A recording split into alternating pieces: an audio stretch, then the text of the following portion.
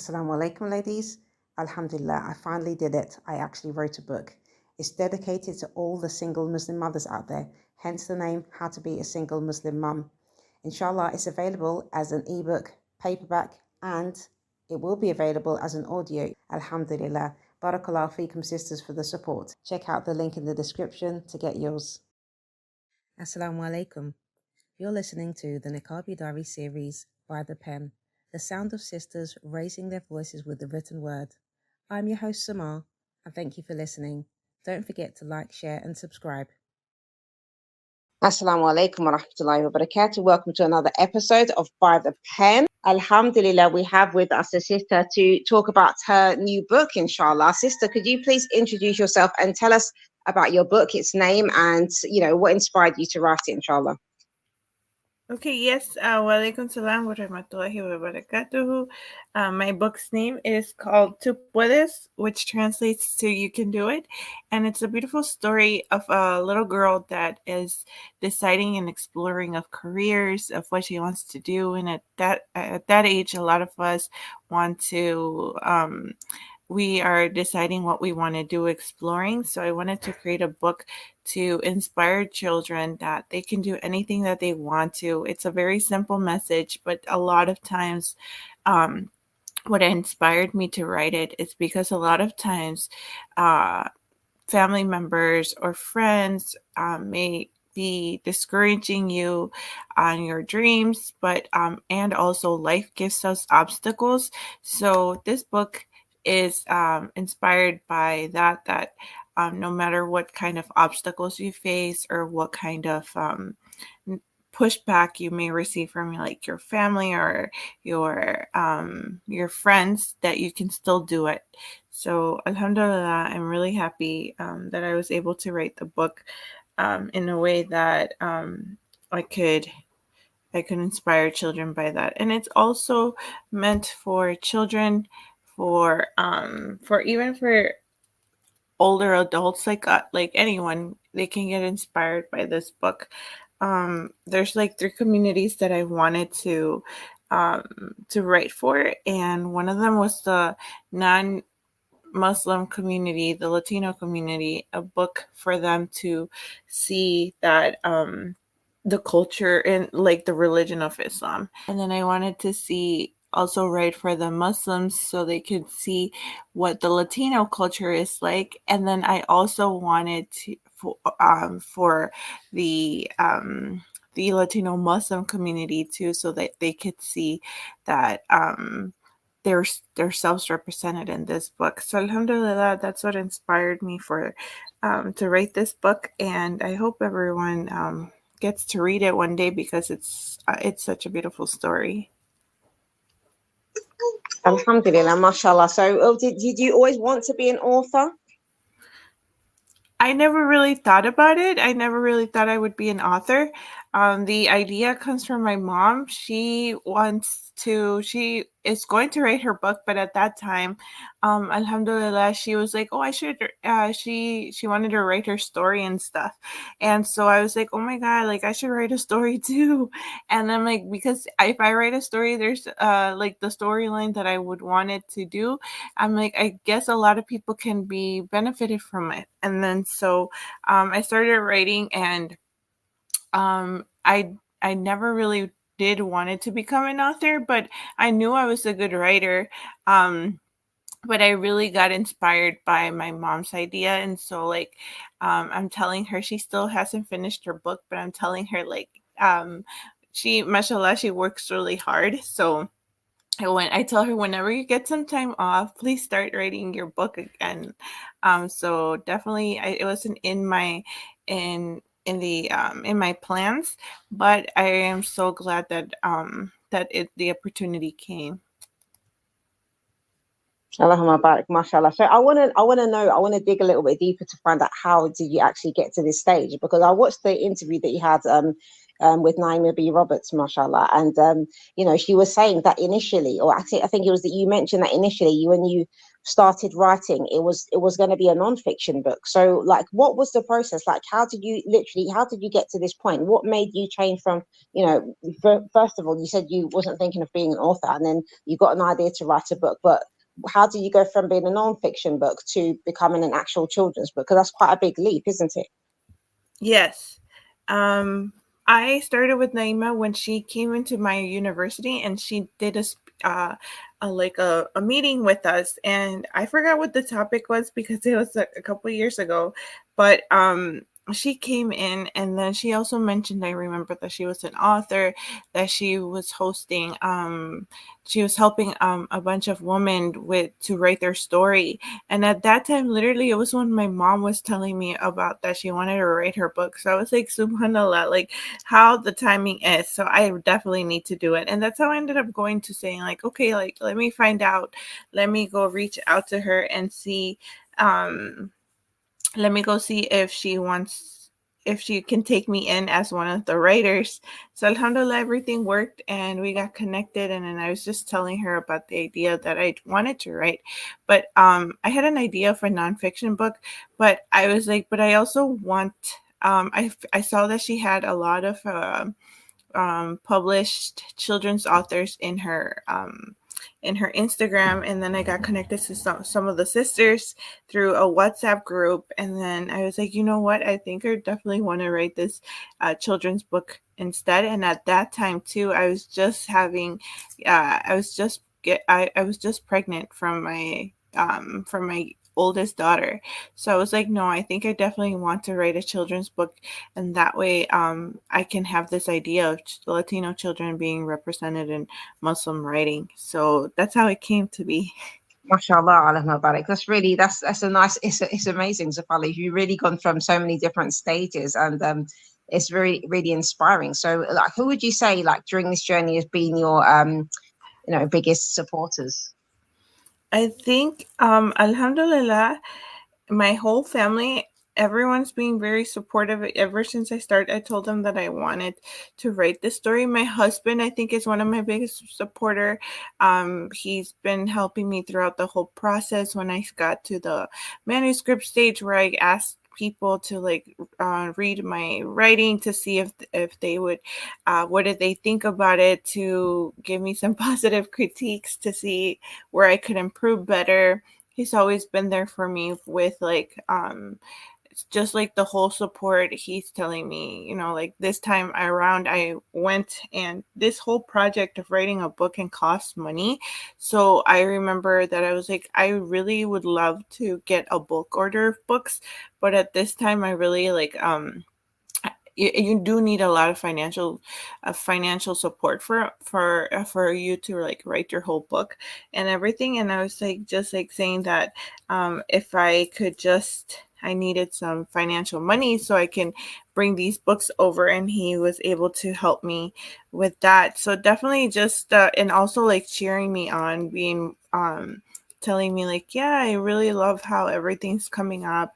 And my mom and dad too. My dad was able um to look over the Spanish side of the book and like give me like to fix it up for if I needed some punctuation marks and accents and stuff like that. So alhamdulillah, I think my biggest support right now is my family, and then also Allah too, because I couldn't have done it without his will. So thankfully, um I've been having such a good journey, all thanks to Allah, my family, and I'm very thankful and blessed to have them. Alhamdulillah, mashallah. So as well, it's a bilingual book, isn't it? You've got it in Spanish and in English. So what would you say was your main message that you wanted to get across with this book? Yes, the main message was literally for the US readers, but it's not just for the US readers, but I know that a lot of US readers here are they come from two backgrounds, sometimes like the Spanish background and the English background. So like I wanted them to be able to read this book to their children, to themselves, and it was just also again like towards the Latino community, so that they could see the beauty of Islam, and through this book being in a bilingual language, the language that they can speak. A lot of times I feel like you get and resonate better to the people if you talk to them in the language that they speak. So I really wanted to touch their hearts, and I wanted the story to touch their hearts by the language that they spoke. So that's why I wanted to write it in Spanish. We were going to have two different types of books, an English book and a Spanish book, because it hasn't been done with the publisher Little Hiba. And I was so happy that I pulled a lot of people, and they were like, no, I think it would be better if you would create a bilingual book. And I was like, okay, I think we can do this. And then I forwarded to the publisher, and she thankfully was like, yeah, I think we can do this. And it was able to be done, because sometimes you have to think when you print the book and stuff, if you have so many words and things like that, it might look odd, but she was able to make it not look odd and still be presentable and make it bilingual. So that's why I was really excited to the way that it turned out, being a bilingual book. Mashallah. So that being said, like, what would you say was some of the challenges that you faced during the course of writing your book, from the time of your idea till the actual the publishing and everything? What would you say your biggest challenge was? Thankfully, everything went really smooth. Like from if I signed up with the Little Hiba as a VIP client, so with that, she is able to help you throughout the whole book. So I was able to get that guidance, like from the editing stage all the way into the printing phase. So with her, you can always sign up, and she gives you this option to become like a VIP client. And I really enjoyed it, because I was always having someone guiding me throughout the whole process. And I guess one of the biggest things, I'm just trying to think. I think it would be like the editing process, because you think you're a good writer, and then when with a good editor like Naima B. Roberts, like you you think you're a good writer, right? But then with her, like, she tells you, even pushes you more to build up on your story, to take off some things from your story and rewrite them again. And that was challenging for me, because I was like, oh, I thought my story was done and just needed minor tweaks and stuff.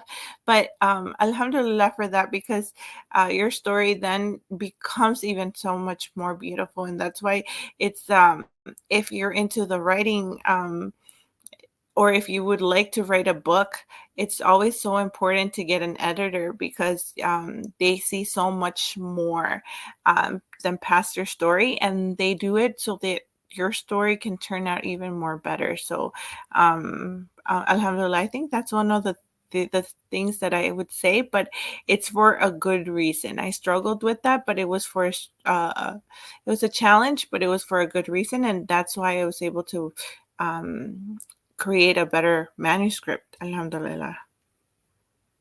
Okay, mashallah. So yeah, on that note, I was going to ask you as well, that what do you think is the biggest lesson that you've learned during the course of writing this book as well?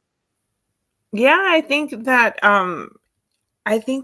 you may think sometimes that you know some things, but there will always be someone that like can help you even further.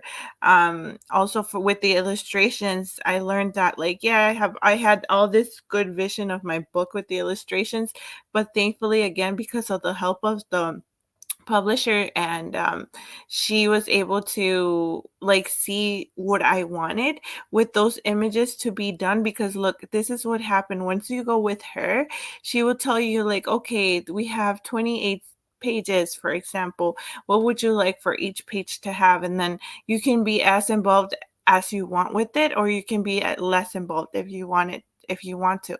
So I wanted to be as much as involved, and I told her like, oh, I would like, okay, for like, for example, one of the pages, it's one of the beginning in the book, I wanted to have a little girl that goes to the park or the fair with her mom, and then I ended up asking like, okay, what do you want to be in that fair? And I was like, oh, I make a taco stand in here and make someone with a mariachi uniform. And so you think that you know all these things too, and then but she's like, how about if we add a gazebo in the background too, for this page, and how about if we add some more children around the festival walking around in Mexican clothing. And so it's just things that you that are just enhanced by having these individuals. So I guess the biggest take on writing this book is that it's a whole community. Try to use each other to help yourself, um, and just you'll be able to produce this beautiful a beautiful piece for people to enjoy. So definitely, I think the biggest take was that I thought that I am so glad that I had that team to help me throughout the whole process. Alhamdulillah.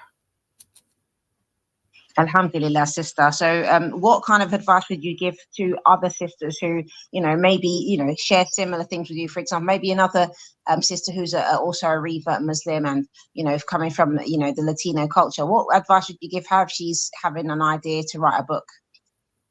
I would tell her to like, thankfully, like that she has that idea, that like not to put that idea on the grave already and bury it. Like for her to actually come out, and like there's so many of us that we would love to hear and see her story come true. And even if they think like, oh my God, maybe this was already done before, like, okay, maybe it was done already. For example, if someone was to want to write a Ramadan book, or a children's book, yes, it has been done before, but it hasn't been told from a different perspective. Like you can bring a new, fresh perspective to this. So definitely, like, just don't let that idea just bury. Like I said, like, let it grow, water it down, water it up, and then for sure, like definitely you can create something beautiful. And it only takes like 30 minutes per day to write this, and consistently, so that you can make this a reality. So it might be hard in the beginning, and it does get hard because like I mentioned, financial problems, and then again, sometimes life hits us and we have obstacles, but go ahead, do it, and just like build up on it every day, so then when you less know it, you already have your manuscript ready, and then all you can do is start reaching out to editors to help you even make your story even more beautiful. So just like don't let it bury, don't let your idea bury, just go ahead and water it, and it'll be nice, inshallah, to see other sisters write their stories and to see them and being represented in bookstores. So, yes, I would tell them that. Mashallah. Mashallah. So, where is your book available, and how can we get hold of your book? Okay, so my book is available on the Little Hibba website, and I will share my Instagram, which is Stephanie Sweetheart Sanchez, and there you can on the bio, you can click on the bio link, and it'll take you to the Tu Puedes book by Little Hibba. And also, if you guys follow me, then since I mentioned I will be ordering a bulk of books, and I don't know when it will come, but it's definitely this year. I don't know if it'll be coming October, but I will have some books with me, and I ordered 1,000 books. So alhamdulillah, that's already in the process. But I don't know when I will expect them, but I will let you guys know on the Instagram. And then from there, I will be shipping them from here from the US, and I will be giving options like if you guys want to get this book autographed, and if you guys want to write a message for your children, there will be an option for that. So so that I wanted to personalize these books and help these books reach in the US, because the Little Hibba website is from the UK. So if you're from the UK, you can always use the Little Hibba website. But if you're from the US, and I'm going to try to also make them available in Mexico, once I get them here, I will ship some to Mexico to be sent over to the Latino population. So inshallah, they're available right now at the Little Hippo website, but will be available soon in the for US shipping and Mexico shipping. Inshallah, that's good to hear, sister. Alhamdulillah. So, barakallah feekum, sister. Thank you so much. And may Allah subhanahu wa ta'ala bless your endeavors. May Allah bless and put much barakah in your books. And I hope that inshallah that your message that you wanted to get across to, the Latino community and, the non-Muslim as well as the Latino Muslim community as well, inshallah will be, heard loud and clear. And just raise that awareness as well for the non-Latino community of Muslims who, maybe don't really have much insight into, the Latino Muslims that, because it's a growing community, alhamdulillah. Yes. So, I mean, may Allah, put a lot of barakah in it for you. I mean, thank you so much. Thank you for inviting me. It's always such a pleasure to be here with you. So jazakallah khair for everything. Wa iyaki, sister. Jazakallah khair. Thank you so much for taking your time again to speak with me. I've really, really enjoyed our conversation. Alhamdulillah. Jazakallah khair, sister. Assalamu alaikum wa rahmatullahi wa barakatuh.